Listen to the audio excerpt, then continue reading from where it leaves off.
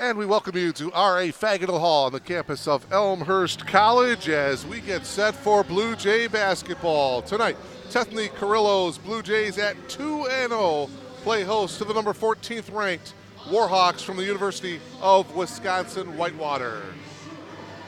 Now let's join the public address announcer for the introductions to tonight's starting lineups.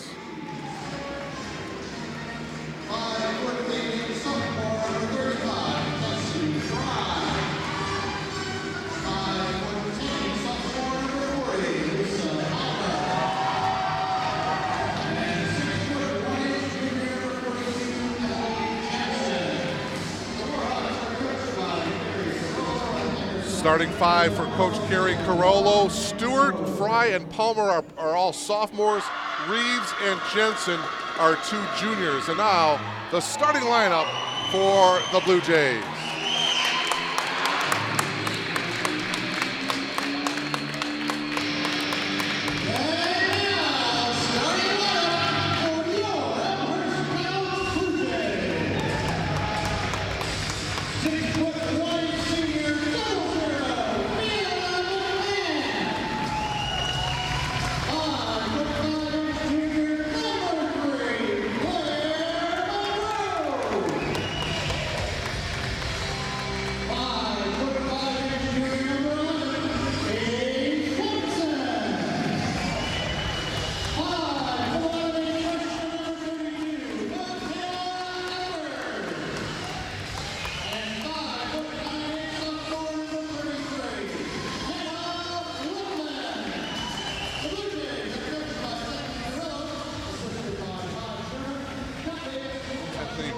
Elmhurst Blue Jays, Claire Monroe, Katie Swanson are the two juniors. Hannah Littman is a sophomore. Michaela Eppard is a freshman. And the first girl introduced out there is the senior, Fiona McMahon. And of course, she is going to be the key to the Blue Jays' success this season. Last year, second team all-CCIW performer was Fiona McMahon. She's averaging 15.5 points per game as well as 7 rebounds per game this year after 2 victories. The 2 victories by Elmhurst, a 71-64 win over Greenville College back on November 15th, and they followed that up the next night with a 87-56 win over Westminster College out of Missouri. The Warhawks win was against the University of Chicago, 86-68. So both teams can certainly put some numbers on the board, and they have so far this season. Tip controlled by the Blue Jays, taking it all the way with the left-handed layup is Hannah Littman. And the Blue Jays strike first. Blue Jays figure to be very, very tough in the CCIW. Certainly will battle for the conference championship. Good defense there by McMahon as she came around the player and knocked it away. Here she is on the post. Goes to the middle. The half hook shot is a little bit short, and the rebound taken down by Lisa Palmer of the Warhawks. University of Wisconsin-Whitewater. I talked about them earlier. The number 14th ranked team in the nation. That being by D3hoops.com. That latest poll by that organization. Nice bounce pass inside to Jensen, and she lays it in nicely. Emily with the left hand to tie things up at 2. But this is the type of competition that you want if you're Elmhurst College. These type of non-conference games, as that 3 ball is off the mark by Claire Monroe, and the Warhawks get the rebound. Certainly want to better yourself and get ready for conference play. Here's a 3-ball attempt by Abby Reeves, and she nails it. Abby Reeves averaging 19 points per game this season. Again, after only 1 game, but 19 points, 8 rebounds against the University of Chicago for Reeves. And she comes out and buries the 3 and gives the Warhawks a 3-point lead. Here's McMahon. She kicks it out. 3-ball by Swanson is off the mark. McMahon battling for it. Monroe comes away with it, and a new shot clock for the Blue Jays. Nice pass from McMahon inside, and the left-handed layup by the freshman Michaela Eppard is good. Nice high-low pass there from McMahon to Eppard, and it's 5-4 Warhawks. You are logged on to BlueJayTV.com. That shot by Reeves is way off the mark. Good position, and the rebound by McMahon. Taking it all the way again with the left hand is Lippman, but she was thwarted there at the glass. Palmer with another rebound for the Warhawks. 2.5 minutes gone by here in this first half. Mark Kruger delighted to bring you all the action, along with producer and director Glenn Liljeberg and our entire crew.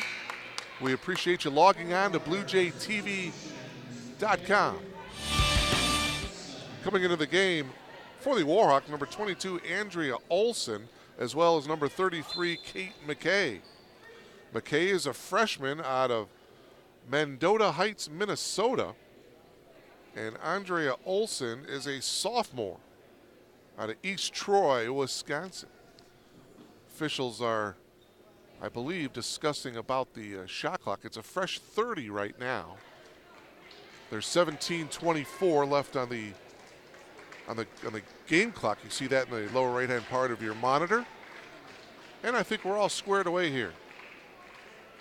Rhonda Mont, one of the officials.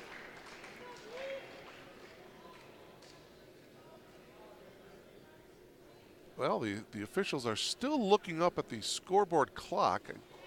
Now I think they're ready to go. They're going to hand the ball off to Riley Stewart. Stewart into Palmer, back to Stewart. Her perimeter shot is good. Riley Stewart, she's the other one that's had the hot hand. She had 20 points against University of Chicago. She hits from the outside, and it's 7-4 in favor of UW-Whitewater. Epper taking it to the left hand, no good, but a foul. Our first foul of the night.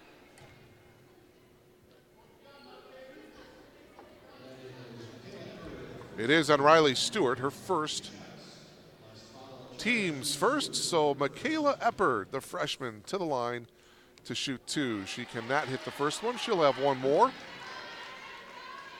Out of Englewood, Colorado. She went to Cherry Creek High School. Second free throw is perfect. Michaela with 3 points, and it's 7-5 in favor of the Warhawks. Nice bounce pass, and the shot by Olson is blocked. Here come the Blue Jays, pushing it up the floor. Swanson at the top of the key to McMahon. Here's Swanson again, 18 on the shot clock. Swing it over to the far side to Lippman. Epper drives. Michaela has the shot blocked by Palmer. It'll be Blue Jays basketball with 11 seconds on the shot clock. Take another look at it here. Eppard saw the shot clock kind of winding down. Nice drive, but a nice block as well by Palmer.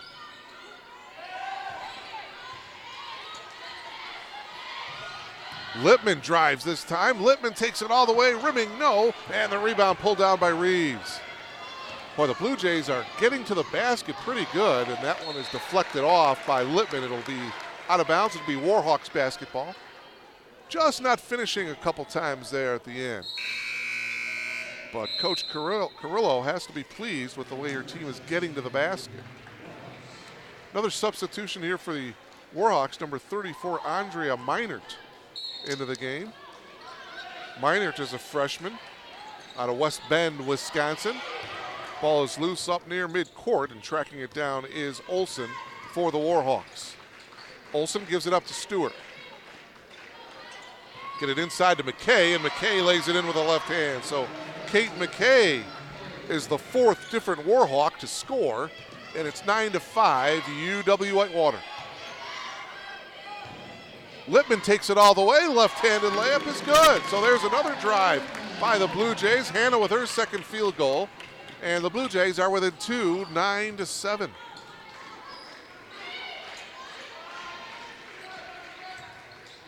Olson with a nice entry pass into McKay. McKay makes the move. Deflected by McMahon. And now it's Elmhurst with an opportunity to tie it up or take the lead with a triple. Lippman takes it all the way. Oh, a little too strong off the glass, but McMahon with an offensive rebound. Fiona wants it. She goes baseline and hits. Fiona McMahon's first field goal, and that ties the game up at 9. Fiona McMahon, she was named the CCIW Women's Basketball Player of the Week during the inaugural week of the 2014-2015 senior. Hannah Lippman, I was right the first time, number 33, guilty of the foul, her first. But back to McMahon. She comes from St. Francis High School.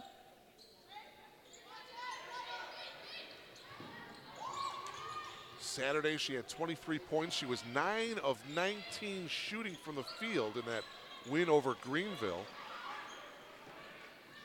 Tried to dump it inside to Olsen and knocked out away by Swanson. Into the game for the Blue Jays is Melanie Schwartman, who saw quite a bit of time a year ago, as Fiona McMahon will take a breather here at the 14:52 mark of this first half. Blue Jays playing tough here. Warhawks and the Blue Jays tied at 9. And an offensive foul is going to be called on UW Whitewater. And this is going to be on Lisa Palmer. Her first. It's the second team foul. And into the game, Kayla Jones, number 1 for Elmhurst. Kayla is a 5'9" freshman out of Maple Grove, Minnesota.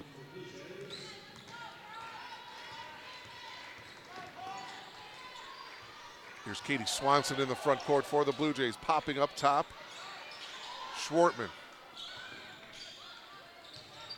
makes the move, goes to the left hand, but was fouled, traveling before the contact. Traveling violation called as Melanie made her move on the post.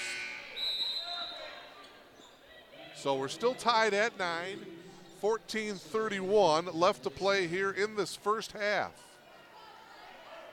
You're logged on to BlueJayTV.com. By the way, if you want to watch this on TV in HD, get a hold of a Roku. About $49. Check out their website at www.roku.com. ROKU.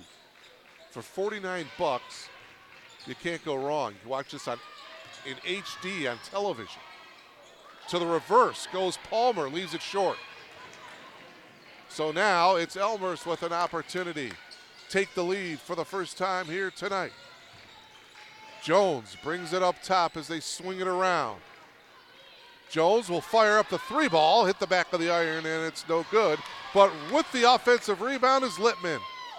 Blue Jays will reset. Good interior bounce pass. The follow-up by Jones is good. So Kayla Jones comes off the bench, contributes, and gives the Blue Jays the lead, 11-9. And a timeout taken, a 30-second timeout taken by the Warhawks. By the way, the head coach of the Elmhurst College Blue Jays is Tethany Carrillo. Tethany returns for her 8th season as the head coach of the women's basketball program, and she spells her last name Carrillo. And the reason why I say that is UW Whitewater's head coach is Carrie Carollo, and she spells her last name Carollo. So we've got a Carrillo and a Carollo. Want to make sure we know who is coaching the right team. All right, after the timeout, Warhawks, and that one is, well, they're saying it was dribbled out of bounds by Malia Smith. So the turnover for the Warhawks, and now the Blue Jays can add to their 2-point lead here. 13:28 remaining here in this first half. And by the way, last year, these two teams played up in Wisconsin. Elmhurst led by 20 points in the opening half. They led at halftime 45-32, and they led by as many as 17 points in the second half, but the Warhawks just caught fire late in the second half. There's a bucket and a foul. Malia Smith will try to complete the 3-point play. Last year, the Warhawks outscored the Blue Jays 56-23. As you take a look at the replay there, Smith had the inside position. But yeah, the Blue Jays were outscored 56-23 in the second half as Whitewater won 85-71 last year. Fiona McMahon had 17 points for the Blue Jays. Hannah Lippman had 19. Smith hits the back iron, does not complete the three-point play. Eppert with the rebound, and we're tied at 11. Just under 13 minutes to go here. We're in the first half. Exciting college basketball here on BlueJayTV.com. Shortman driving, no call, and it goes out of bounds off of a Warhawk. I believe that went off of Brooke Truin, number 20. So it'll be Blue Jay basketball. They've got 9 on the shot clock, so they do not get a fresh 30. Monroe looks up at the clock. Popping out is Jones. Jones gets it inside. Shortman with the left-handed hook is good. Oh, if Melanie can hit that, that opens up the perimeter. Fiona McMahon getting ready to check back in here. 13-11, Blue Jays by 2. Reeves drives, creates some space, and hits the 15-foot baseline jumper. Abby Reeves with a good-looking shot. Abby with 5. And we're tied at 13. So we were tied at 9, tied at 11, and now we're tied at 13 as that shot by Jones is off.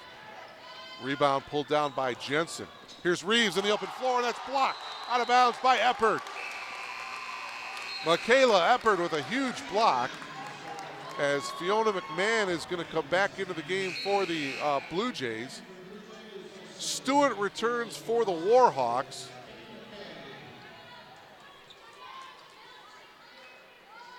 "12 minutes exactly left to play here in this first half. Also into the game for the Warhawks is number 11, Jaya Perkins. She has the ball up top right now. Perkins with a nice move from the free throw line is good. So Perkins right away contributes for the Warhawks, and University of Wisconsin-Whitewater with a 2-point lead. Drive by Monroe. Tough shot, and the rebound taken down by Riley Stewart. Riley looking to push it up for the Warhawks. Palmer with the fake and a pushing foul. It's going to be called on Melanie Schwartman. Her first. And a timeout taken here by Tethany Carrillo and the Blue Jays. A 30-second timeout here with 11:28 remaining. Well, I mentioned the Blue Jays are going to be awful tough in the CCIW, and conference play begins in January. So they have the whole month of December as well as the rest of November to get geared up for CCIW play, which opens January 3rd here at R.A. Fagin Hall against Wheaton College. That Saturday tip-off is at 2 o'clock in the afternoon. Again, that's January 3rd against Wheaton College is the CCIW conference opener for the Blue Jays.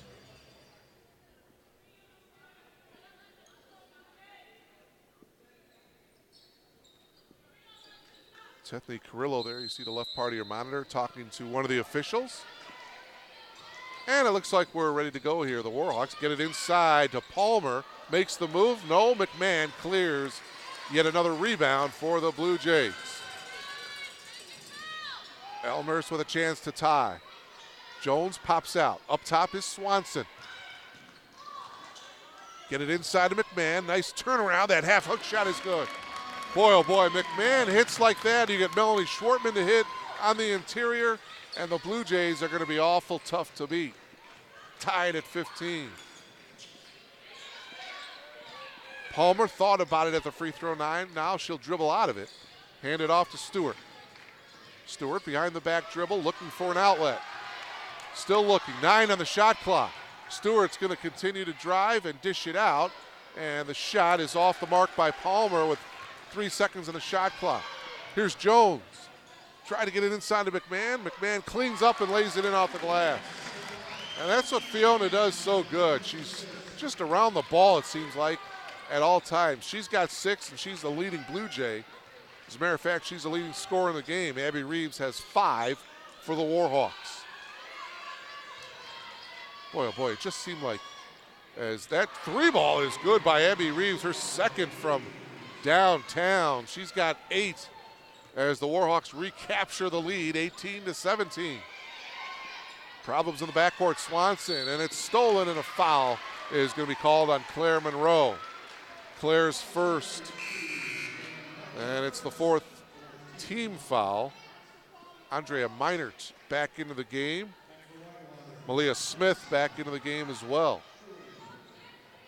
But I was saying about Fiona McMahon, it just seemed like yesterday that she was a freshman coming onto the scene here at Elmhurst, and just like that now she's beginning her senior campaign. And a second team all CCIW performer a year ago.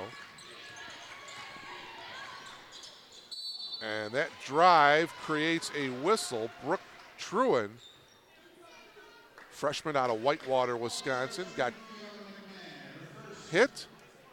Fiona McMahon's going to get hit with a personal foul. And so that brings Truen to the line. She'll shoot 2 free throws. Hits the first. Whitewater 1 of 2 from the foul line in the first half. Malia Smith, the only other Warhawk to shoot a free throw so far. Elmhurst is 1 of 2 as well. Eppert had 2 free throws. It's a 3-point lead after those 2 made free throws, a little more than halfway through this opening half. 20-17 Blue Jays with the ball trailing by 3.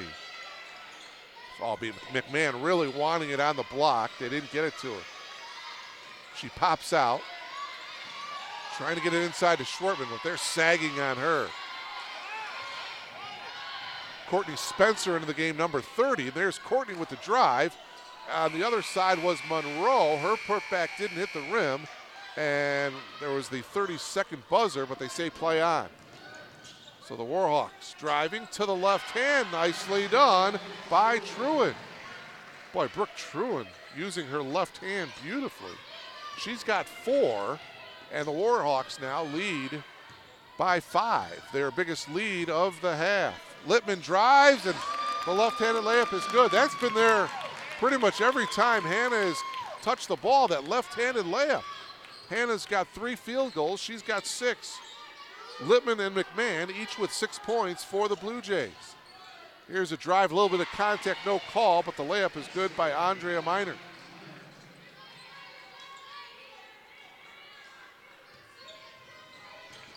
Meinert is the 8th different Warhawk to score, 24-19. The lead is back up to 5 for University of Wisconsin-Whitewater. McMahon down on the block. Little half hook is no good. Schwartman gets the loose ball, but there is going to be a foul called against Melanie, and that would be her second. That's the problem that Melanie kind of had last year. Kind of got into foul trouble at times, and I'm sure Coach Carrillo would like to see Schwartman and McMahon in there at the same time as much as possible.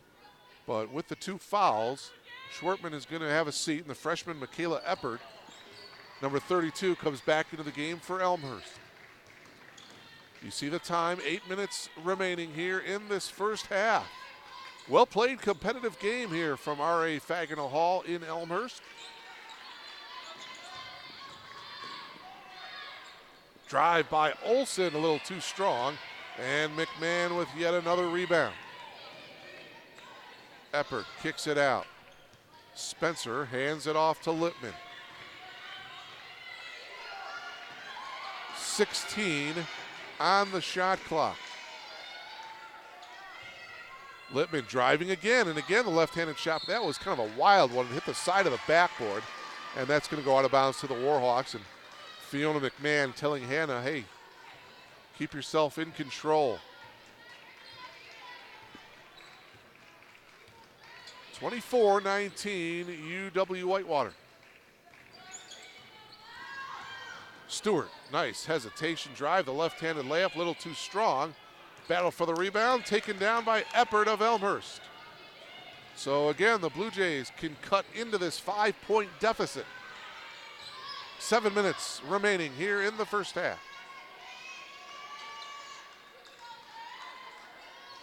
Eppert, the freshman, telling her teammates to swing the ball around. The drive by Lippman. She'll pull up from 12, hit the back iron, no good. And the rebound is taken down by Truin of the Warhawks. Truin has done a nice job, number 20 off the bench for UW-Whitewater. Nice drive, and the pull-up a little bit short by Meinert. And the rebound taken down by Lippman. Hannah brings it across half court for the Blue Jays. Holds up her right fist. Again, it's Lippman, that left-handed layup, a little too strong, but there's McMahon. Her putback is off, but yet it's McMahon with yet another offensive rebound and a fresh 30-second shot clock for the Blue Jays. McMahon will fire up a three ball, and that's off to the right. Here come the Warhawks. It's Olsen kicking it out. Stewart's three is good. Nothing but net for Riley Stewart. Timeout. Tethny Carrillo and the Blue Jays. Boy, some really good basketball there by UW-Whitewater. The penetration, kicked it outside. Riley Stewart had the open three, and the sophomore buries it to give Whitewater its biggest lead of the night. It's an 8-point lead right now, 27-19. Again, we mentioned the Warhawks with the knocking off the University of Chicago, their season opener. Stewart had 20, Reeves had 19. Kate McKay coming off the bench tonight, she had 12. Andrea Meinert had 11 as the Warhawks out-rebounded Chicago 46-29 in that contest. But tonight, the Blue Jays doing a pretty good job of keeping the Warhawks off the boards. Just missed some shots down low, and they've turned the ball over a couple times. And when you're playing a team that's 14th ranked in the country, you cannot turn the ball over a lot and expect to win. That was the problem with the Blue Jays last year in a couple games, is they turned the ball over quite a bit, and you're not going to win a lot of ball games by doing that. I mean, I'm talking like 20-plus turnovers in a game.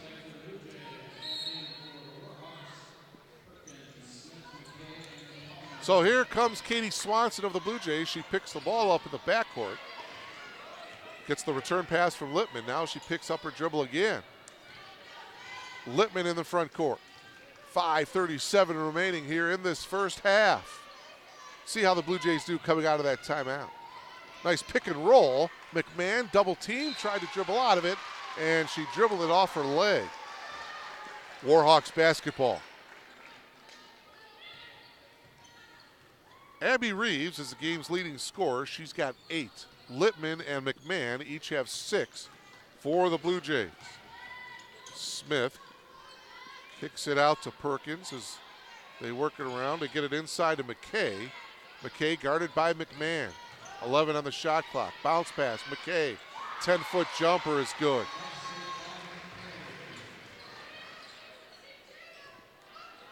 Well-disciplined, well-coached Warhawks team. And another turnover. Perkins, and the Warhawks will turn it right back over to the Blue Jays. Into the game for Elmhurst, as take another look at it there, the shuffling of the feet, a little bit off balance there. Kalia Summerlin, number 12, 5'8" sophomore out of Valencia, California, into the game for the Blue Jays. Boy, I wonder what Kalia thinks of this Chicago cold spell, huh? Originally from California. Put back by Hannah Lippman is good. Hannah now with 8. And that brings the Blue Jays to within 8. 29-21. Here's the drive by Olsen. Count the back bucket and a chance for Andrea to complete the three-point play. Fouls on Katie Swanson. Her first, it's the 17th foul. So Andrea Olsen with a chance to complete the three-point play. 9 different Warhawks in the scoring column here in this first half, as Olsen does hit the free throw and completes the three-point play. The lead is 11 now for UW Whitewater, its biggest lead of the game. Boy, oh boy, the Warhawks are really turning it up defensively here. Blue Jays have struggled offensively the last couple of moments in this game. Swanson at the top of the key. Get it inside to Littman. Nice interior pass, and the layup is good by Katie Swanson. Her first field goal of the game, and it's 32-23. 9-point lead for the Warhawks. Under 4 minutes to go, first half. Perkins gives it up to Palmer. Palmer yet to score. Oh, but a nice dish that time from Palmer to Kate McKay. And McKay with 6. Lead back up to 11 now for the Warhawks. Swanson holding up top. Summerlin with the bounce pass into McMahon, and Fiona tried to hit Littman, but it was an errant pass, and the Blue Jays turn it over. And yeah, I think Fiona is going to come out of this ball game. She's going to take a breather as Melanie Schwartman is going to come in to replace her at the 3:19 mark of this first half.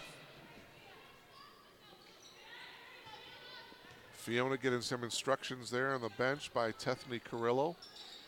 We'll see how long she stays out.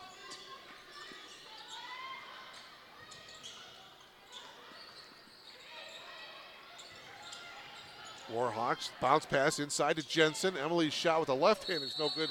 Palmer battling for the rebound, and we're going to have a held ball between Swanson and Palmer. And the possession arrow is going to go to University of Wisconsin Whitewater. Boy, the combination of Jensen and Palmer down inside, that's a pretty good tandem there, hitting the boards for the Warhawks. And we got a whistle away from the ball here. It's going to be an offensive foul against the Warhawks. Abby Reeves is going to get called for the foul. Away from the ball, that's her first. It's only the third team foul of the half. Blue Jays with 17 fouls. And we got a whistle and a traveling violation called on Eppert. And the offensive woes continue as you see the bounce pass there and little stutter step there by Michaela. Turns the ball over to the Warhawks. You're logged on to BlueJayTV.com. We appreciate you logging on for Blue Jay basketball.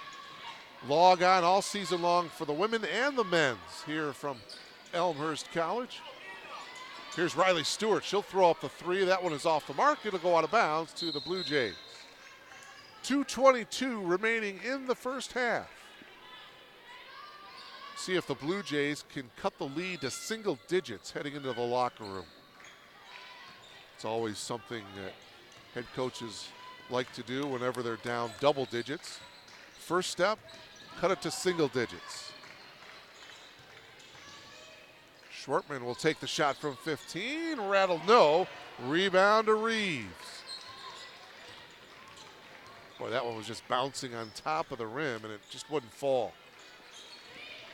Stewart working around a screen, picks up her dribble, gives it back to Palmer. Palmer with a nice strong move. Off the front of the rim, no good. Schwartman with the rebound. That three ball rattles home for Kalia Summerlin. And that brings the Blue Jays to within 8, and the Warhawks turn it over. Little miscommunication there between Stewart and Reeves. A rare turnover for the Warhawks. So now a bucket here by the Blue Jays as Claire Monroe comes back into the game replacing Littman. A bucket here for the Blue Jays, and they're within 6. Minute and a half remaining in the half. Swanson goes around a screen. Swanson takes it all the way. Little too strong off the glass. Loose ball, Blue Jays have it. Another three ball attempt is good by Summerlin. Summerlin's 2 threes, and the Blue Jays are within 5. Bounce pass, and it's knocked away. The Blue Jays have it. A little over a minute remaining. Kalia Summerlin, a 5'8" sophomore out of California, hitting a couple of triples. And the Blue Jays are just down by 5, and Elmhurst turns the ball back over to the Warhawks. Brooke Trewin back into the game for UW Whitewater.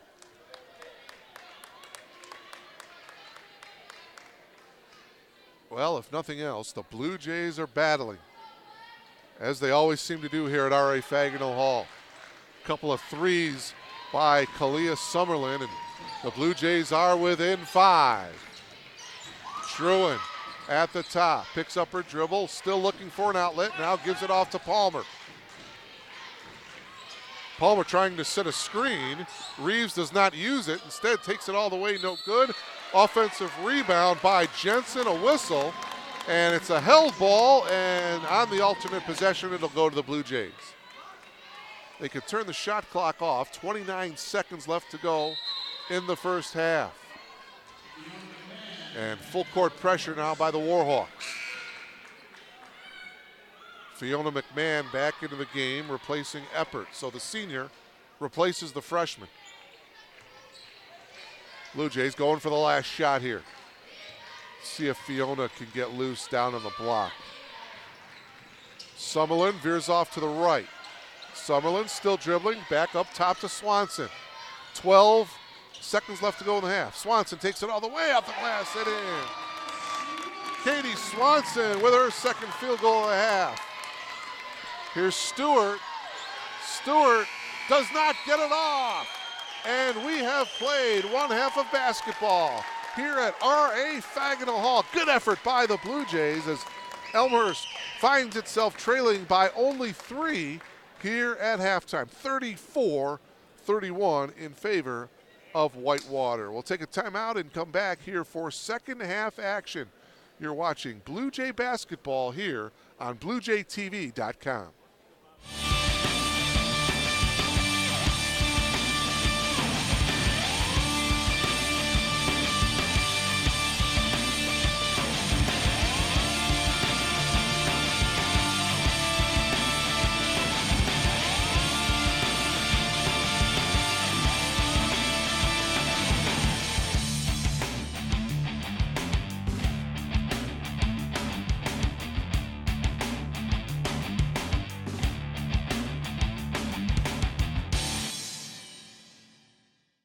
I was born and raised in Taiwan and moved here 9 years ago. I'm always the type of person that wants to hang out with other people and meet new people.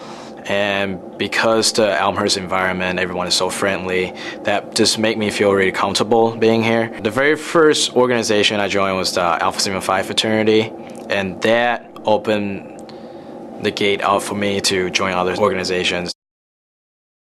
Playing college football 4 years is very tough, but it's also very, very rewarding. Through Fellowship of Christian Athletes at Elmhurst College, I think has really helped me grow because, I wasn't the most outgoing guy in the beginning, but as my time went on, and just meeting new people, I've kind of stepped out and became, more of a witness in my faith. I think, Fellowship of Christian Athletes has helped that, and I think Elmhurst College has encouraged that.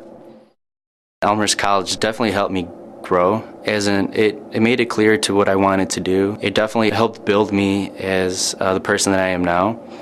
Lambda Chi also had, a great significance in that, turning me from a young guy, young dude, to a gentleman and to a man.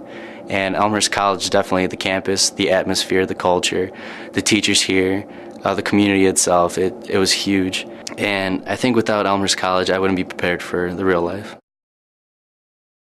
Well, I think something I'm very passionate about is Habitat for Humanity. So we fundraise lots of money to go down to New Orleans and just help rebuild any way we can. Something that the locals there always tell us is just make sure you tell the story and make sure everyone back home knows that it's still not okay. And of course I'm getting more mature and stuff, but I think it's the whole community service aspect of my life that has really changed. A lot of my friends I met through Habitat, the more you're involved in, the more you're going to learn, and just get to meet lots of people.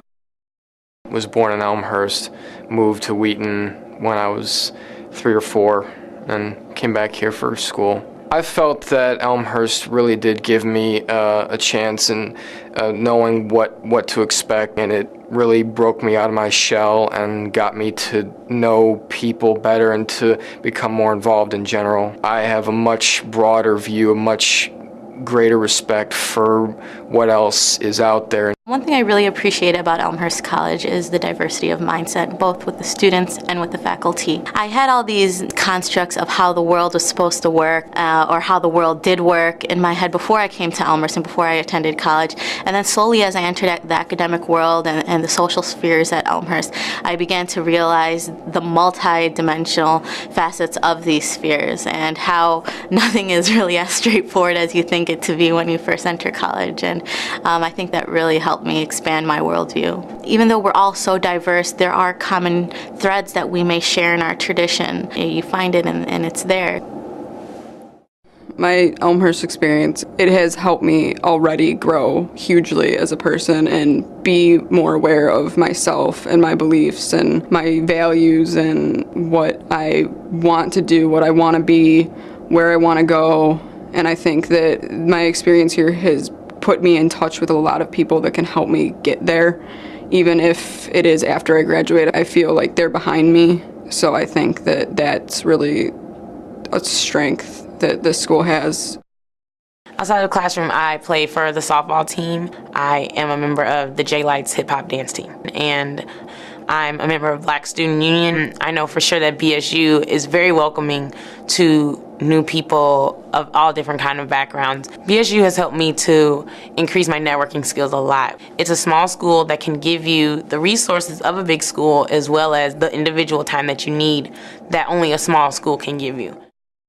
I think that we attract so much attention because of the quality of the education we're getting here. They definitely try to bring the professionalism into the classroom. The faculty are incredible and they're still in the business, which is great for music people. It's nice to take classes and take lessons from teachers that are still performing. You know, music is really a universal language. Being in the performing ensembles was one of the great experiences being here. Being at Elmhurst definitely makes it easier to get involved if you take the initiative to get involved. When I was a first year, I didn't take that step forward until second semester, and I didn't know what to do with myself. But once I took that step forward, people are so welcoming, and it doesn't matter what you want to get involved in. If you want to, they'll let you. And it's with open arms, and it's really easy to, and no one's going to turn you down. And that's what I liked about it so much, and that's what helped me to expand and broaden my horizons with all my different activities.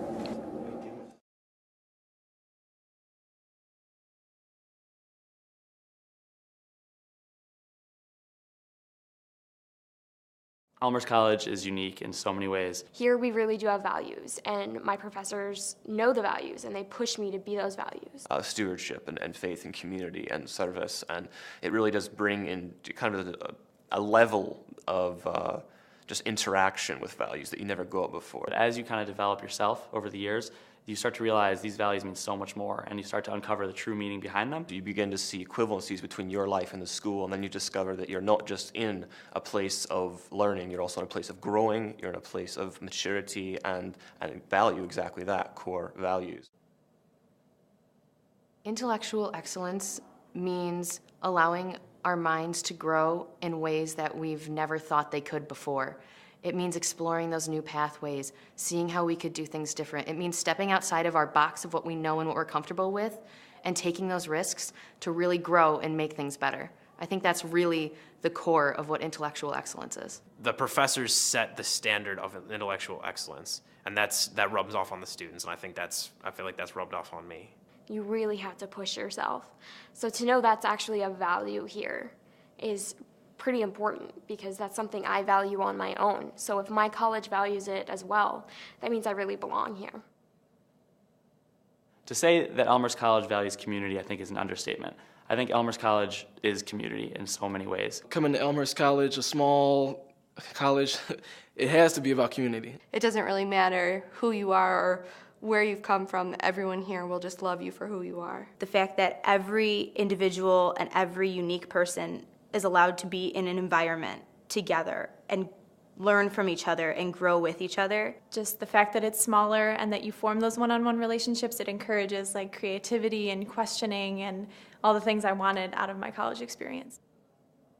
Social responsibility means caring for each individual as a person. There are all these people and they're all more important than my general happiness as a single person. You're not only trying to better yourself, but I feel like it also means it's your job that you better your community too. Knowing that there's something larger than yourself and that you can play a part in making someone else's life better. Taking what I learned from my family, that others come before me, and translating that into the entire world. It's really awesome to be in a place where not only are you worrying about academics, but it's also teaching me how to be a better person. To me, stewardship is just being responsible, really thinking about your actions. If I'm going to say that, I believe in this philanthropy, I think we should do this, I need to follow through with my actions. What I found coming to Elmhurst is that there are lots of people that feel the same way. So it was easy to find a group of people who were so engaged in service and so willing to help. Kind of made me reflect on, what do I value in life? Why am I here? They really did kind of push me to the next level and make me think about that, and I think that I'm a better person for it. Values really help shape identity. If you really don't understand your values, you're not really understanding a part of who you are. I was more sheltered until I came here, and Elmhurst has really kind of made me step out of my comfort zone and learn more about what I want to do and what I believe in. Places like the chaplain's office and the Niebuhr Center for Faith and Action give me safe places where I can go to discuss my faith and to discuss my values with people that I know I trust and people that I know I can count on to influence me and to lead me in the right direction. You can never be forced out of your faith or forced into a different kind of faith as long as you're at Elmhurst, that you really are given the ability to take your pick and always have encouragement from your peers, never shunned or excluded or pressured into something else. There's always a place for you. If you believe you're here on this earth for a reason, that's going to affect the way you live your life. That's going to affect the way you treat your academics, the way you treat your social life, the way you look at your future and the goals that you have. Those things seem like really big things, but all of that boils down to the way you live your everyday life. We value intellectual excellence, community, social responsibility, stewardship, faith, meaning, and values.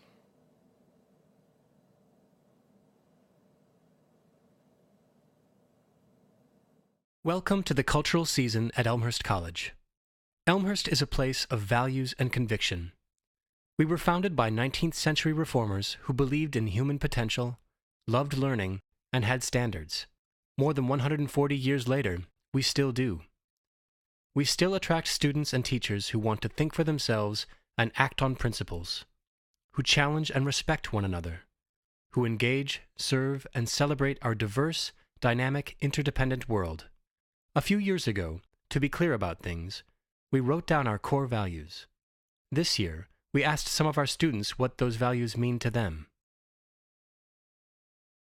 Elmhurst College is unique in so many ways. Here we really do have values, and my professors know the values, and they push me to be those values. Stewardship and faith and community and service, and it really does bring in kind of a level of just interaction with values that you never got before. But as you kind of develop yourself over the years, you start to realize these values mean so much more, and you start to uncover the true meaning behind them. You begin to see equivalencies between your life and the school, and then you discover that you're not just in a place of learning, you're also in a place of growing, you're in a place of maturity and value, exactly that, core values. Intellectual excellence means allowing our minds to grow in ways that we've never thought they could before.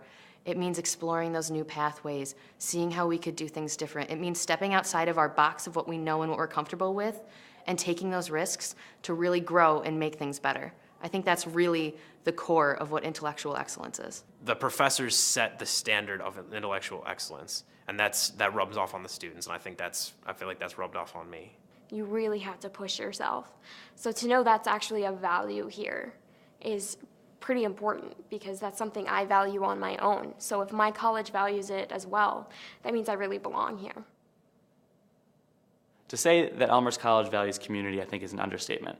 I think Elmhurst College is community in so many ways. Coming to Elmhurst College, a small college, it has to be about community. It doesn't really matter who you are or where you've come from. Everyone here will just love you for who you are. The fact that every individual and every unique person is allowed to be in an environment together and learn from each other and grow with each other. Just the fact that it's smaller and that you form those one-on-one relationships, it encourages like creativity and questioning and all the things I wanted out of my college experience. Social responsibility means caring for each individual as a person. There are all these people, and they're all more important than my general happiness as a single person. You're not only trying to better yourself, but I feel like it also means it's your job that you better your community too. Knowing that there's something larger than yourself and that you can play a part in making someone else's life better. Taking what I learned from my family, that others come before me, and translating that into the entire world. It's really awesome to be in a place where not only are you worrying about academics, but it's also teaching me how to be a better person. To me, stewardship is just being responsible, really thinking about your actions. If I'm going to say that, I believe in this philanthropy, I think we should do this, I need to follow through with my actions. What I found coming to Elmhurst is that there are lots of people that feel the same way. And we welcome you back to R.A. Fagnall Hall as we get set for second half action here. The Warhawks leading the Blue Jays at halftime 34-31. Mark Kruger, delighted to have you logged on to BlueJayTV.com. Let's take a look at the first half numbers. Boy, the Blue Jays out rebounding the Warhawks 23-16 in that first half. The Blue Jays had 10 offensive rebounds. The Warhawks with just 3 offensive rebounds. The Blue Jays outscoring the Warhawks in the paint. Points in the paint, Elmhurst 22, Warhawks 12. Second chance points, Elmhurst with 11, Whitewater with just 4. And really the reason why the Warhawks are leading is they're simply shooting the ball better. They're 14 of 29 from the field in that first half for 48%. They're 3 of 4 from behind the arc. Elmhurst 14 of 37, 38%. The Blue Jays were 2 of 7 from behind the arc in that first half. There were 5 ties and 5 lead changes in that first half. The Warhawks led by as many as 11 in that first half, but the Blue Jays with a late first half rally. A couple of 3 balls by Kalia Summerlin, and the Blue Jays find themselves trailing by just 3 here to start the second half, and a blocking foul is going to be called here on Claire Monroe. That is her second, and it's the first team foul of the second half. The Warhawks coming in, the number 14th ranked team in the nation. 3-ball attempt by Stewart. She hit 1 in the first half. She hits another one here. She's got 8. Stewart coming off of that 20-point performance win against the University of Chicago. Puts the Warhawks back up by 6.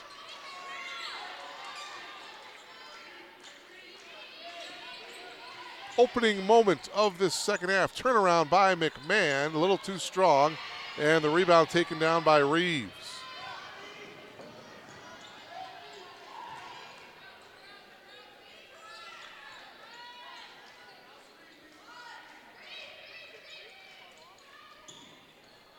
Three-ball is good by Abby Reeves.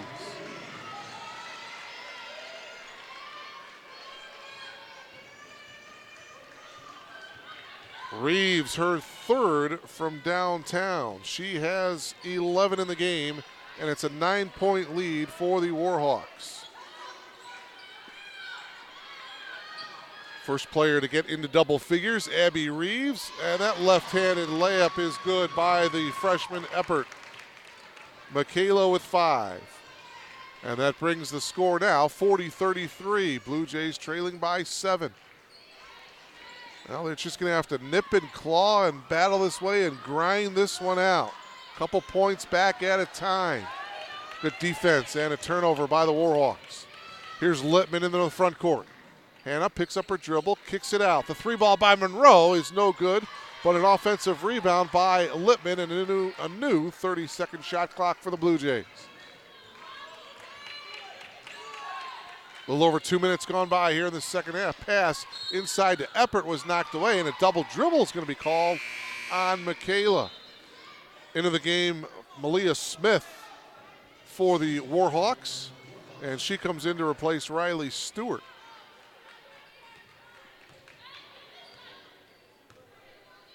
(40-33) in favor of UW Whitewater.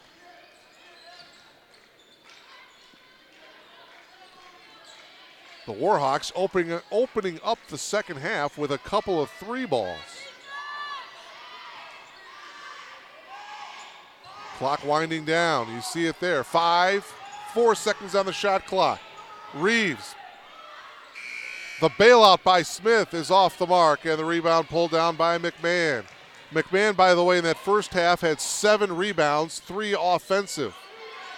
She launches up a three ball there. That one is way off the mark. I'm not sure if Coach Carrillo wants Fiona taking that shot from behind the arc.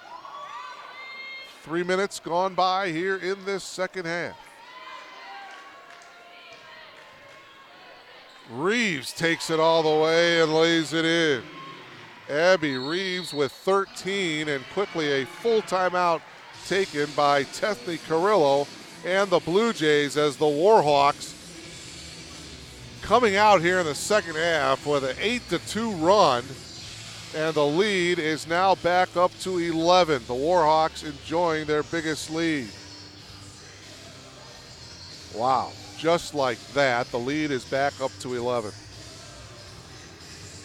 But I mentioned earlier, Tethny Carrillo in her 8th season as the head coach of the Blue Jays. Last year, the Blue Jays went 14-12 overall, and they also made a trip to the CCIW tournament for the first time in 4 seasons. Talked about Fiona McMahon being named to the second team all-conference. Karen Sinnett was also on the second team all-conference.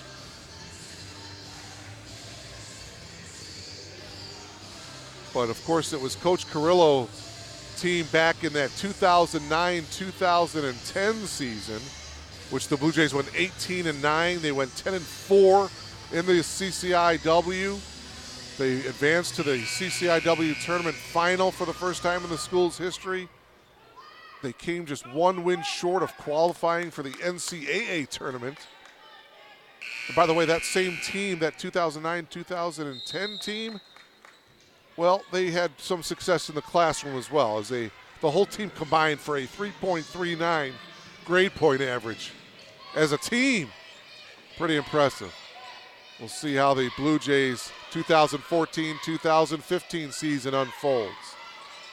They've got a stiff test here tonight at R.A. Fagenal Hall against a very good UW Whitewater team. Blue Jays find themselves trailing by 9, actually, and that foul is going to be Katie Swanson is going to come to the line. I mentioned before the timeout was taken that it was an 11-point lead, but I stand corrected. It is a 9-point deficit. And now it's only an 8-point deficit as the free throw is good by Swanson. I'll get my math right sooner or later. Katie with 5. Second free throw also nothing but net. Swanson with 6.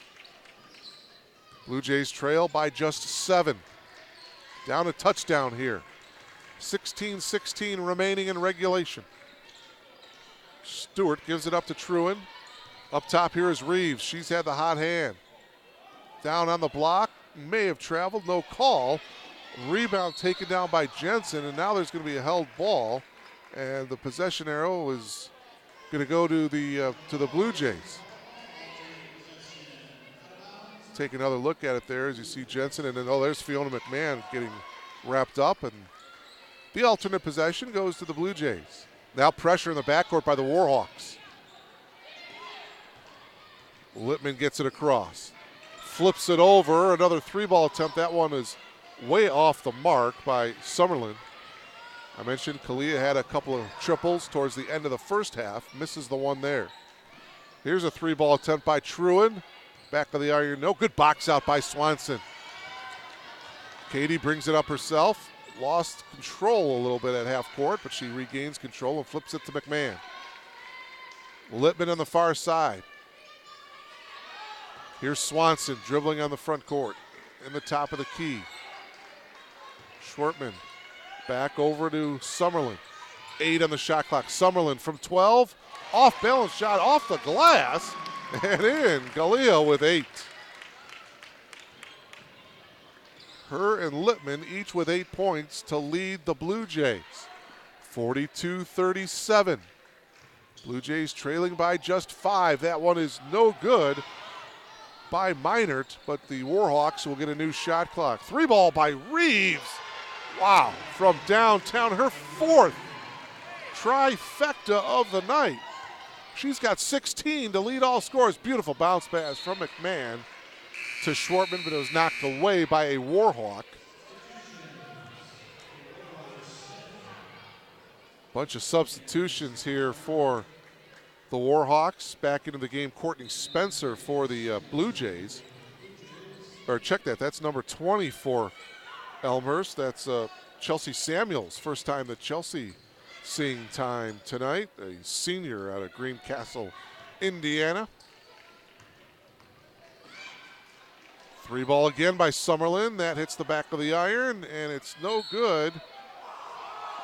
And getting the offensive rebound was Samuels, but she was on the end line.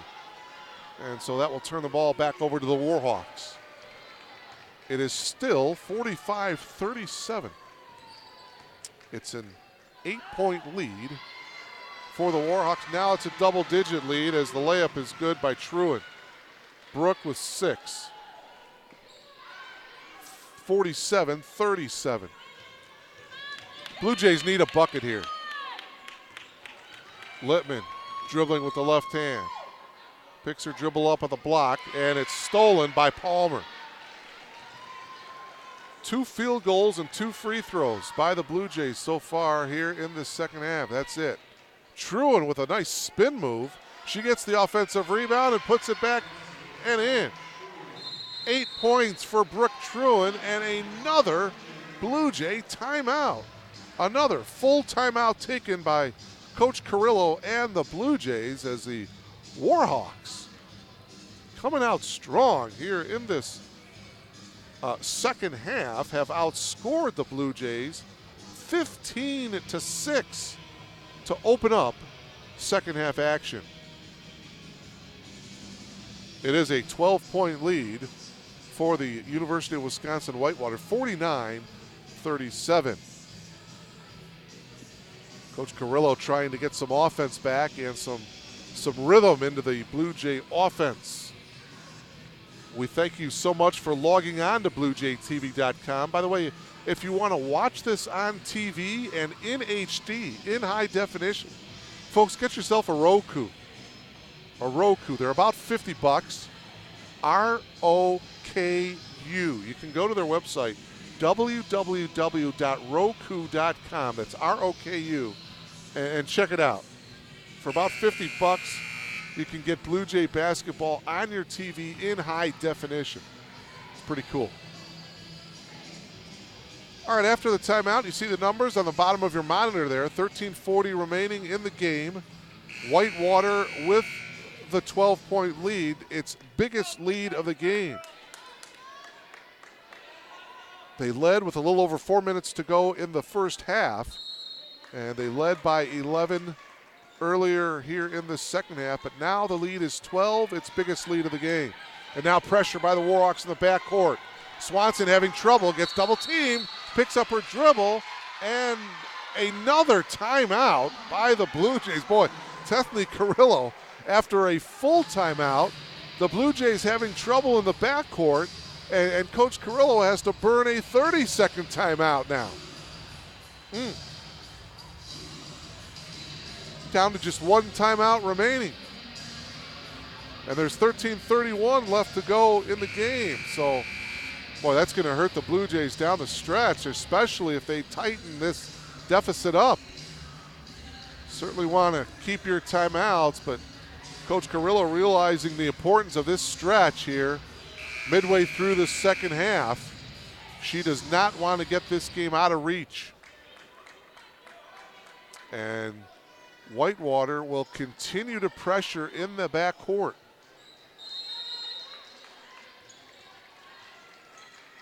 Blue Jays get it into Swanson. Swanson across half court. Swanson, a nice bounce pass inside, and the bucket and the foul. Nice bounce pass from Swanson to Chelsea Samuels.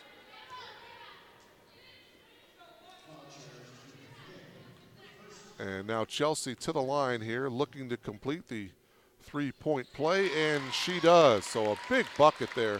Nice assist from Swanson. And the lead is now single digits, 49-40. Well, now the Blue Jays hopefully can work with this now, trailing by just 9. That shot is off the mark. Ball is loose, and it looks like we're going to have a held ball. The freshman Michaela Eppert battling for the rebound for the Blue Jays. Take another look at it here. Jones battling Eppert. Arms reaching in, and it's going to be a held ball. And the possession arrow goes to the Warhawks. So Smith is going to inbound it. Warhawks with a fresh 30-second shot clock. Off the fingertips of Truan. She can't handle it. And the Warhawks turn it over. Take another look at it here. It's good effort by Truan trying to save it, but she couldn't. It's Blue Jays basketball here. Trailing by 9. 13 minutes remaining. Jones dribbles it up top, passes it off to Swanson. 17 on the shot clock. Monroe up top to Jones. Jones inside, good ball movement and a foul.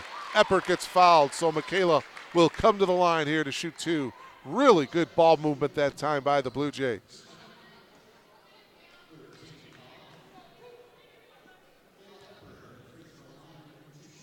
Kate McKay guilty of the foul, her first.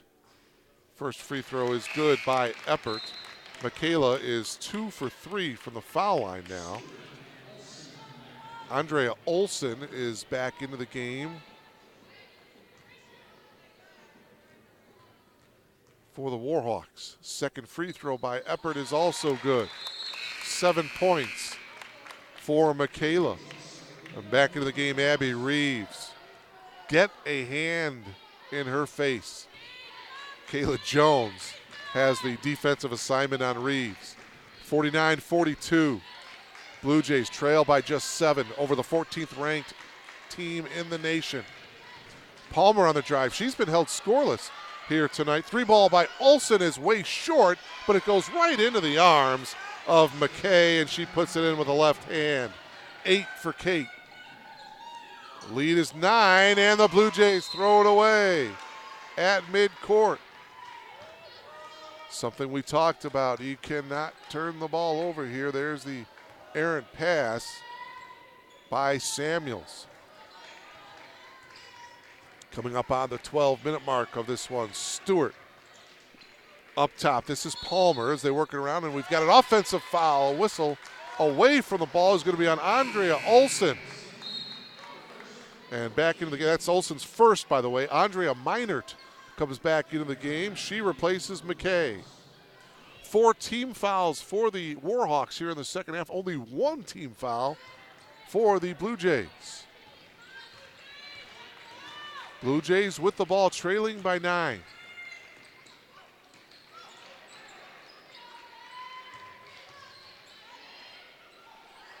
Swanson getting it inside to Eppert, who lays it in. Good entry pass. And Eppert connecting with the field goal. She's got 9, and that ball is going to go out of bounds to the Warhawks. It is a 7-point lead, 51-44. Fiona McMahon out of the ball game here. 11:43 remaining. Fiona with 6 points, all of them in the first half. She had 7 first half rebounds as well, and I would think she'll be into the ball game here pretty shortly. Ball inside, and shot is no good there by Meinert. Putback, however, is good. They give the bucket to Meinert. She's got 4. McMahon at the scorer's table. 9-point deficit for the Blue Jays. Coming up on the 11-minute mark. Jones gives it off to Monroe. Claire on the drive, tried to dump it off, loose ball, and we're going to have a whistle, another foul against the Warhawks. Michaela Eppert will come back to the foul line for the Blue Jays. Foul is on Andrea Meinert, her first, and it's the 5th team foul for the Warhawks. Eppert with 2 fouls, 2 free throws coming. She hits the first one. Fiona back into the game. And Emily Jensen comes back into the game for the Warhawks. She replaces Lisa Palmer. 11 points now for Eppert as Michaela hits the 2 free throws. Michaela, by the way, from the foul line is 5 for 6 tonight. 53-46, under 11 minutes to go here in the second half. Reeves penetrates, kicks it out to Olsen. That 3 ball is off as Olsen goes down to the floor. So now the Blue Jays with a bucket can cut it to 5.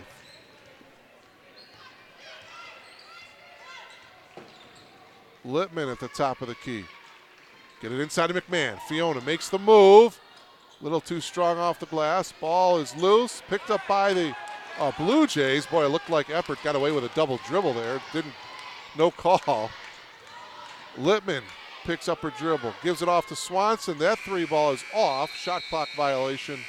Will turn the ball over to the Warhawks. By the way, I did mention Rhonda Mott as one of the officials in that first half. I should have mentioned the other 2 officials, Randy Fox and Lachey Hobson, the other officials in tonight's game. 10:13 to play. Warhawks lead 53-46.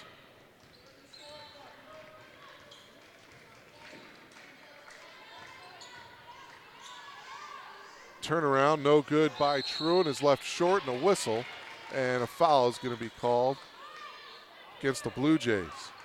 Or no, against the Warhawks.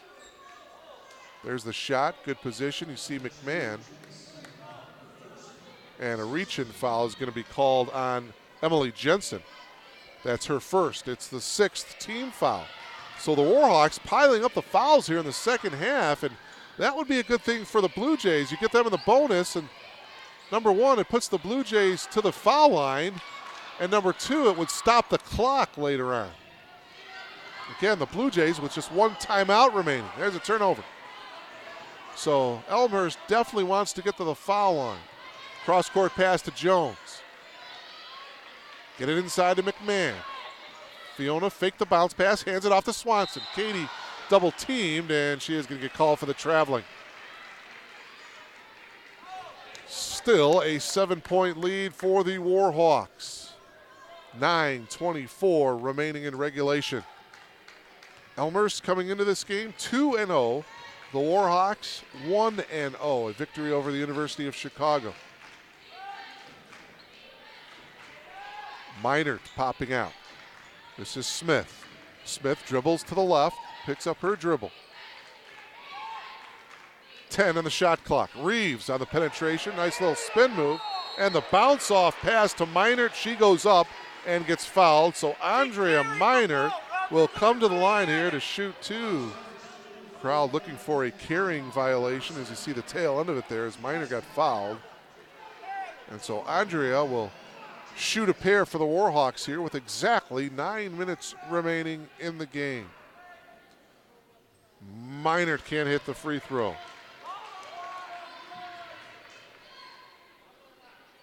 Second free throw coming here for Andrea. That one is good. She's got 5.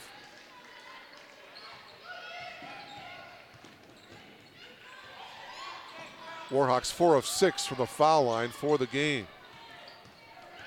Eppert across half court, and she didn't get there fast enough. 10-second violation. Will turn the ball over to the Warhawks. Boy, oh boy, the Blue Jays shooting themselves in the foot here with these turnovers. 54-46, 8-point lead for the Warhawks. Chance to build on that. Three ball by Reeves. Rattles in and out. And we got a whistle.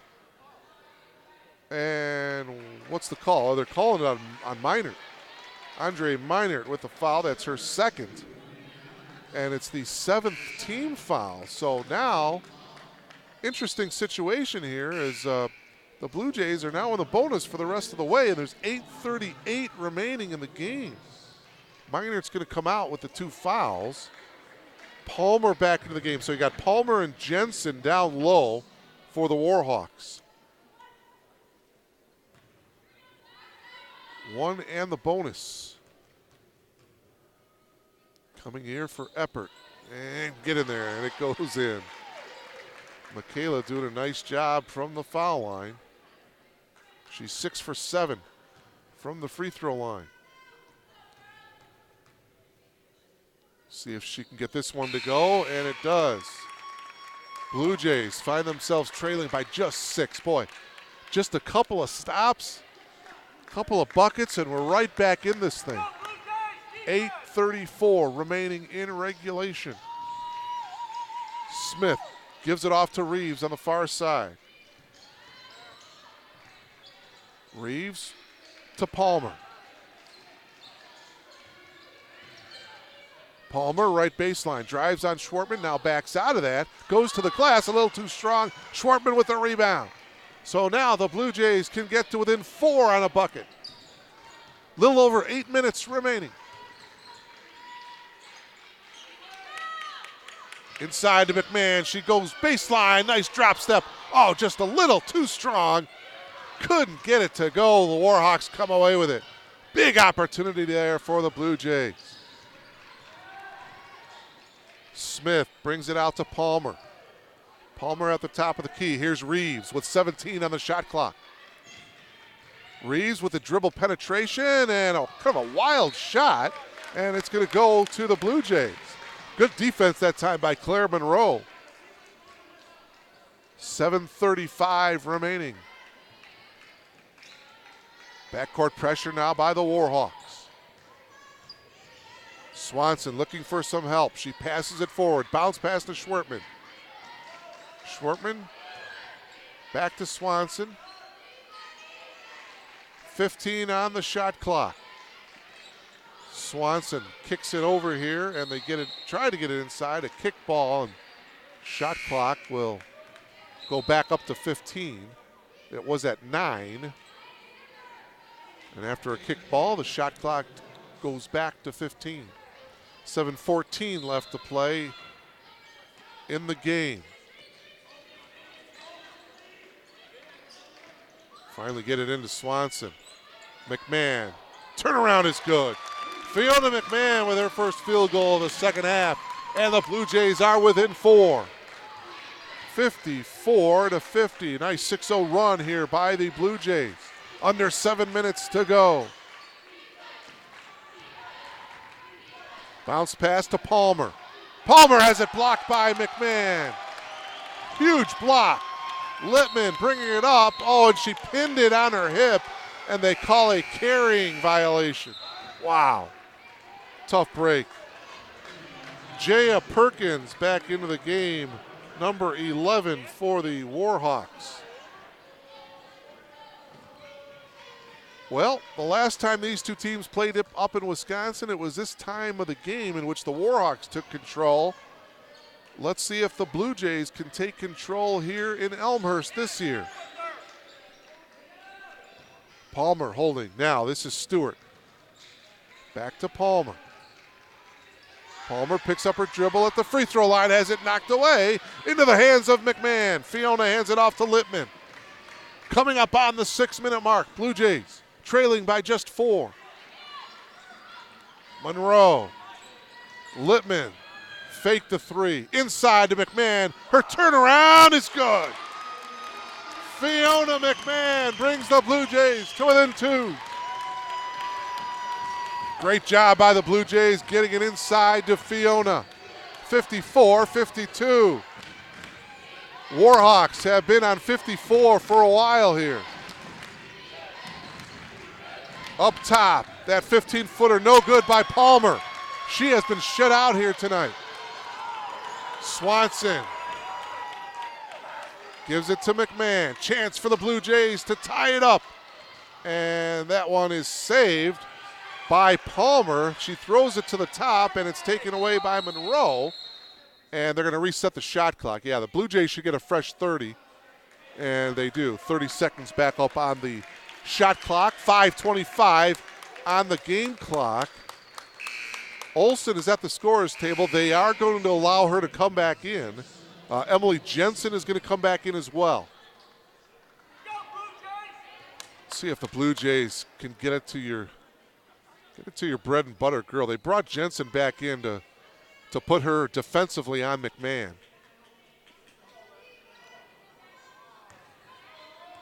McMahon listed at 6'1".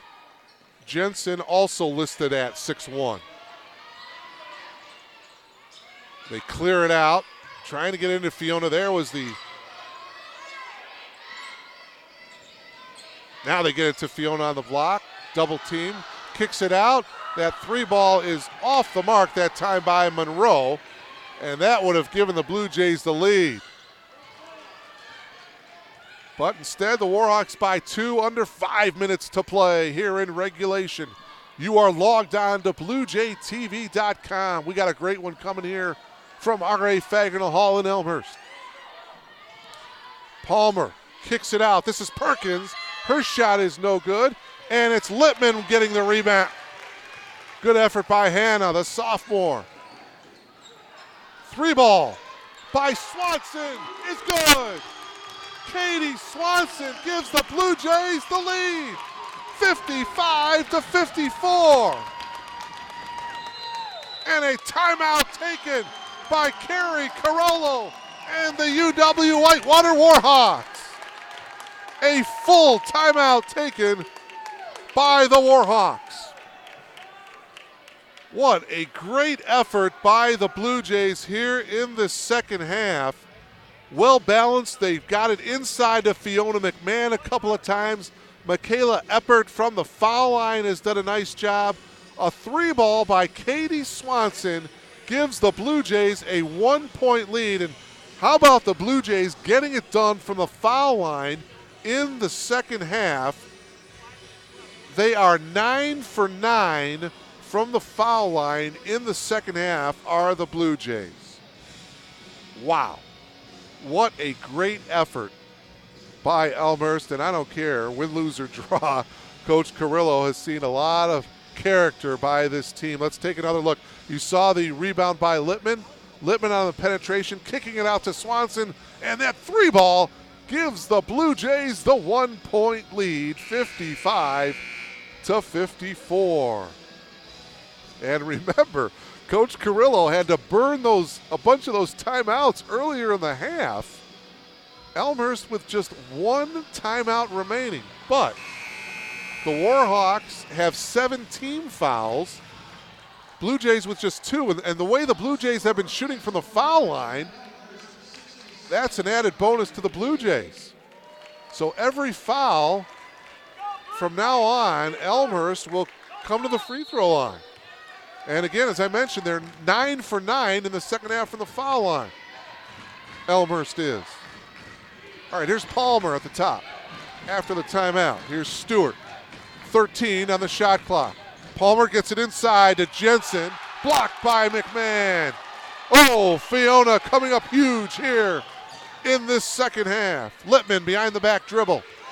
Chance for the Blue Jays to add to this 1-point lead. Littman on the drive to the left hand, and she puts it in. Hannah Littman now in double figures with 10. It's a 3-point lead for the Blue Jays, under 4 minutes to go. Stewart off to the left. Here's Palmer with the move, and counted and one. Melanie Schwertman is going to get called for the foul, her third. Lisa Palmer with her first points of the game. Back in Abby Reeves for the Warhawks, replacing Perkins. So now it's Palmer with a chance to complete the three-point play and tie the game. She does.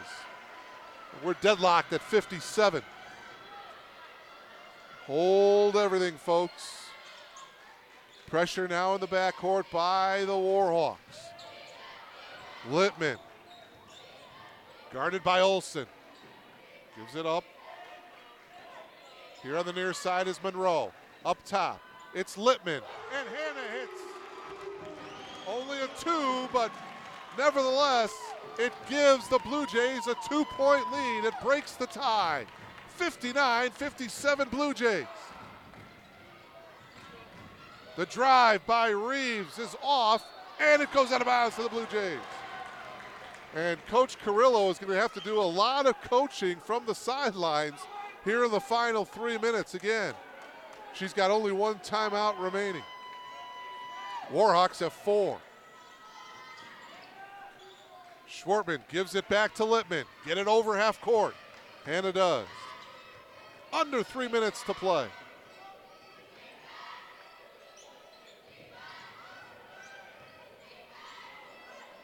Littman inside to McMahon. Her turnaround, no good.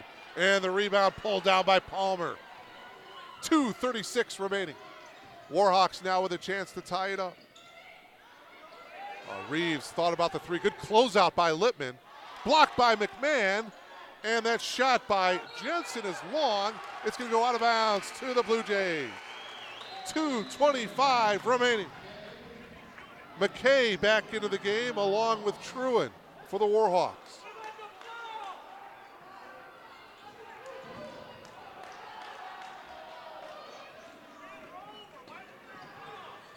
Again, full court pressure by the Warhawks. Littman into the front court. Here's Monroe. Bounce pass over to Swanson. Inside to McMahon. Fiona kicks it out to Monroe. Claire gives it off to Swanson. Her shot is off the mark. Schwartman, though, with an offensive rebound. Her putback is blocked by Palmer. Out of bounds to the Blue Jays. 27 seconds on the shot clock. 2 minutes and 1 second left on the game clock. Good block there. You saw the replay by Palmer. Under 2 minutes to play here in regulation. 3 ball by Monroe. Hits the back iron, no. Rebound to Stewart. Oh, that would have brought the house down if Monroe would have hit that 3. Speaking of 3, Reeves connects from downtown, and that gives the Warhawks the lead back. 60-59 in favor of UW-Whitewater, and a timeout taken by the Warhawks. Wow, take another look at it here as Abby Reeves spots up for the 3 ball. That is her 5th trifecta of the night. She's got 19 points to lead all scorers. Abby Reeves with just an incredible night of shooting the basketball for the Warhawks. So now the Blue Jay crowd starting to get into it here a little bit at R.A. Fagenal Hall, trying to get behind their Blue Jays. 1:42 remaining. It'll be Blue Jay basketball. Blue Jays trailing by 1. Blue Jays, by the way, will be back in action here at R.A. Fagenal Hall on November 22nd against Wartburg College. That's this Saturday. That'll be a 2 o'clock tip-off. And then they'll travel to Coe College on November 25th. That tip-off will be at 7 p.m. next Tuesday night at Coe College, November 25th. But this one is still unsettled here. The Warhawks, the number 14th ranked team in the country, leading by 1. Blue Jays get it into Swanson. Elmhurst trying to pull off the upset here tonight. Littman gives it to Monroe. Up top is Schwartman. And a whistle and a foul, and this will put the Blue Jays back to the foul line.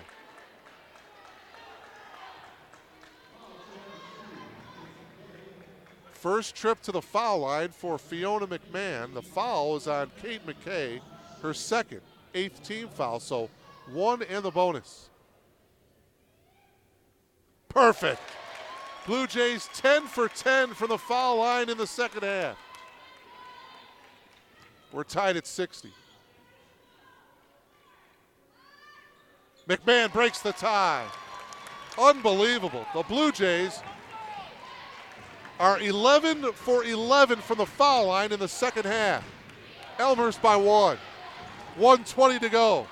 Stewart has a shot blocked by Littman. A huge block by the sophomore. Blue Jays, 1:10 remaining. Littman on the drive to the left hand. No! McMahon battling for the rebound. Oh, they're going to call Fiona over the back. Well, it's only the 4th team foul, though, on the Blue Jays. Take another look at it here as you see Fiona battling. Boy, there wasn't much contact there. But still, anytime you go over the back of someone, whether or not there's a lot of contact or you just barely hit her, more chances than not the officials are going to call that one. 3 fouls, by the way, on Fiona McMahon. Under a minute remaining. Shot by Reeves. No good. McMahon with the rebound. Coach Carrillo still has that 1 timeout left. See if the Blue Jays run some clock here. She's holding up the fist. 20 on the shot clock. 40 seconds on the game clock. Blue Jays by 1. Huge possession here. Swanson to McMahon. Skip pass is out of bounds. Fiona tried to hit Claire Monroe on the far side here as you see that pass. A little overthrown and the Blue Jays turn it over. Shot clock turned off. 29 and a half seconds left in regulation. Warhawks can run this one down and they're going to talk about it. Timeout taken by the Warhawks, a full timeout taken. The Warhawks still with 2 timeouts remaining. The Blue Jays still have their 1. As you take a look at Tethany Carrillo and her coaching staff. What do you do defensively here? 25 seconds remaining. The Warhawks can just run this one down and go for the last shot. Obviously, Abby Reeves is the person to watch. She has had the hot hand here tonight for the Warhawks. 19 points to lead all scorers. 11 of those 19 coming here in the second half. Obviously, Riley Stewart, number 3, is going to be another one that you have to watch out for, but certainly going to have to box out down low because you got girls like Jensen and Palmer that can battle for the rebound and put it back in. What a finish. And again, we thank you for logging on to BlueJayTV.com. Mark Kruger, along with our producer and director, Glenn Liljeberg, and our entire crew from Elmhurst College. We again thank you so much for logging on. Man, what a great game you are seeing online here tonight. All right, here we go. Whitewater with the ball, trailing by 1 with 25 seconds to go in the game. Here we go. Stewart from 18, no, but an offensive rebound by McKay. Ball is loose, and we got a whistle. I think it's a foul. I don't think it's a held ball. I think it's a foul. Foul is going to be on the Warhawks. It's going to be on Palmer. And that'll put Fiona McMahon, Fiona McMahon back to the foul line, where just a couple of moments ago she buried 2 free throws. She'll have 1 in the bonus here with 15 and 8/10 seconds remaining.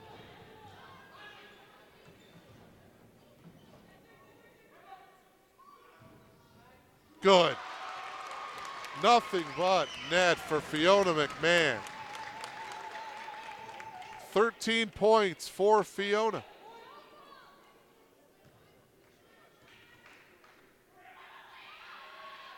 It's a 3-point game for the Blue Jays. And a timeout taken by Coach Carrillo. Her final timeout coming with just under 16 seconds to go. And I got to tell you, What a masterful coaching performance turned in by Tethany Carrillo. She burned her timeouts, or most of them I should say, early on in the first half. She knew she didn't want to fall too far behind. She left herself with just one timeout, and she just took it here with just under 16 seconds remaining. And what a job by the Blue Jays from the foul line in the second half.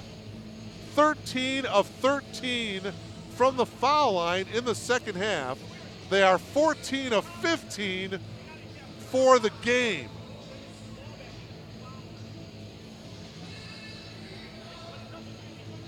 Incredible. Well, now we just have to finish. Just have to close out. And for the Warhawks, you know they're going to go to Abby Reeves, number 10. If she's got an open three, you can bet your bottom dollar that she's going to take it and try to tie this thing up. You have to get out on Reeves. Give her the two-pointer.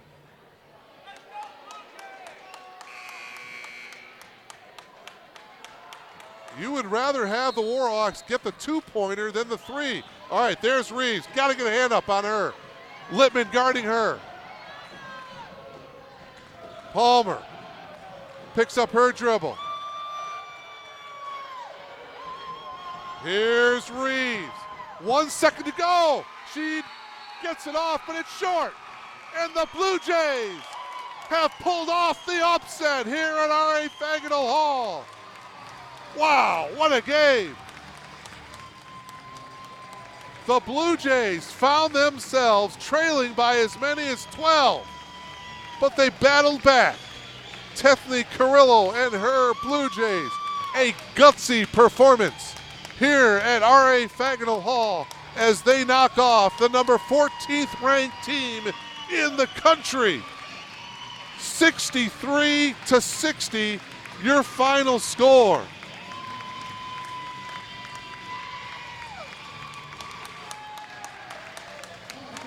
Unbelievable performance turned in by the Blue Jays. 3 Blue Jays in double figures. They were led by Fiona McMahon with 14 points. 8 of those coming in the second half. 4 for 4 from the foul line was Fiona in the second half.